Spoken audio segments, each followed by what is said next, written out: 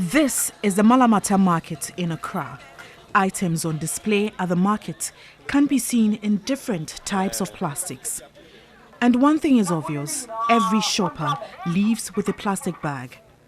The end of most of these bags, the cause of national and global conversation, the menace of plastics. Ironically, traders at the markets believe they can do without the plastics, but blame customer preference for the challenge.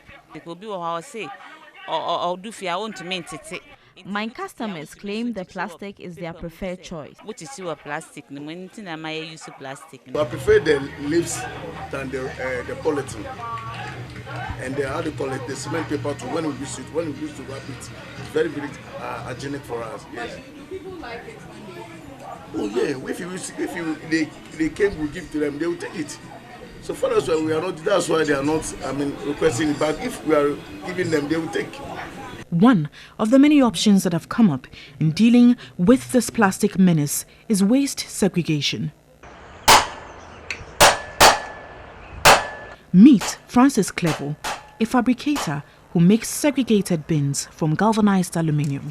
At his workshop at New Botiano Broadcasting in Accra, Francis puts into action the global call to take action on the plastic menace in his small way. He believes a durable waste bin, not made from plastic, coupled with segregation, is a solution. It takes over 30 years. That over 30 years, the maintenance that we are expecting to do is to change the down. The down cover is the only thing that you change. The bin actually there is there for life. Nothing happened to it. Segregation is the way to go. Paper comes up as the most obvious alternative to plastics. You see, the government is not going to produce paper bags, but the government will promote the production of paper bags. And as the framework of one district, one factory, if somebody wants to produce paper bags, you can approach the Ministry of Trade and Industries to be assisted in that. Henrietta Ajite is the creative director of Brand E, a branding and packaging startup. The company's policy of going into paper bag production is also one underlined not by profit entirely, but to save the environment. The paper and the plastic debate is an interesting one, and therein lies the topic about the environment. For some, the ultimate goal of sustainability is for humans to exist in ways that strengthen and regenerate the planet for all future generations. One thing that I read that really caught my attention to want to go into paper full time, and it's a research by Ellen MacArthur Foundation, and it says that in 2050, if we continue using plastic the way we are using, in 2050 we are going to have more plastic in the ocean than fish. That was some sort of an alarm that got me to think that, okay, maybe I could create a niche around paper with my business. Even when people call us and say, oh, Brandy, can you do rubber bags? I'm like, no. Even if you want to do like 2 million order of rubber bags, it's just an outright no. According to her, some organizations are interested in the usage and have bought into the paper bag idea. But unfortunately, although Ghana has some tree species that can be converted into paper, it does not have a pulp and paper mill that is critical in making this a viable alternative.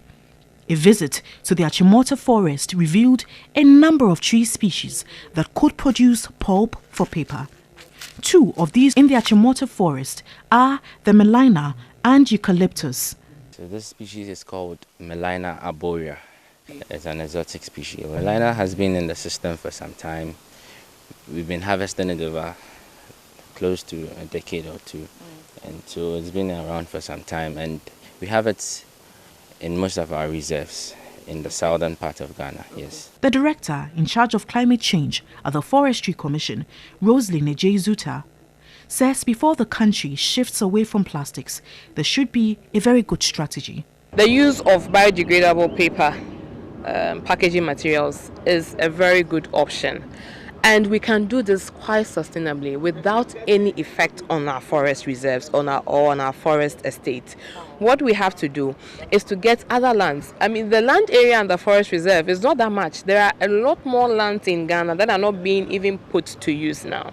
It's a matter of identifying where they are, negotiating with the relevant landowners, and then getting into large-scale plantations just for paper production. According to her, commitment to implement a comprehensive assessment of Ghana's current plastic situation is critical. Implementation carries another level of commitment altogether. But most of the times I think that we sort of copy or follow blindly. That's how come we are not able to implement what we want to implement. Before you want to shift away from plastics, there should be a comprehensive assessment of what the situation is in country.